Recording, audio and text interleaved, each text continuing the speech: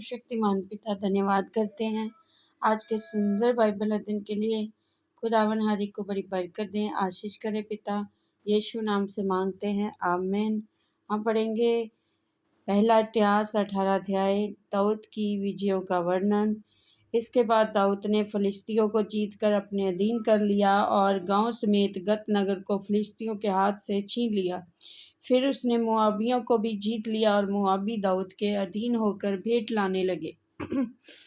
फिर जब सोबा का राजा हददेस परात महानंद के पास अपना राज्य स्थिर करने को जा रहा था, तब दाऊद ने उसको हमात के पास जीत लिया। दाऊद ने उससे 1000 रथ, 7000 सवार, 20,000 प्यादे छीन लिए और दाऊद ने सब रथ वाले घोड़ों के घुटनों के पीछे की नस कटवाई, परंतु उसने 100 रथों के लिए घोड़े बचा रखे।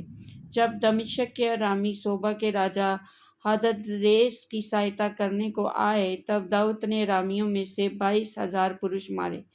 तब दाऊद ने दमिश्क के अराम में सिपाहियों की चौकियां बैठाई, अतः अरामी दाऊद के अधीन होकर भेंट ले आने लगे।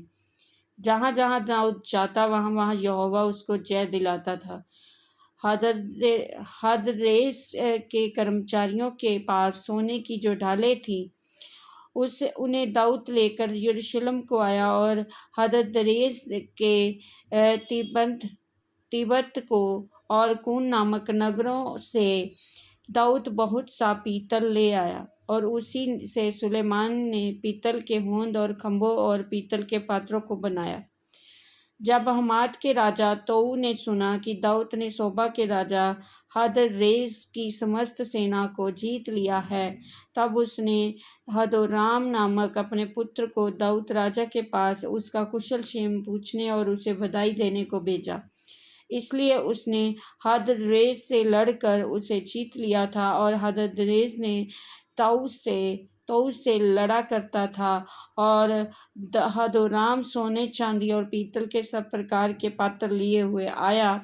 उनको दाऊद राजा ने यहोवा के लिए पवित्र करके रखा और वैसा ही उस सोने चांदी से भी किया जिसे सब जातियों से, अर्थात अदोमियों, मोआबियों और अम्मोनियों, फिलिस्तियों और अमालेकियों से प्राप्त किया था। फिर सरूयाह के पुत्र अबीशै ने नमक की तराई में 18,000 अदोमियों को मार डाला। तब उसने अदोम में सिपाहियों की चौकियां बैठाईं और सब अदोमी दाऊद के अधीन हो गए।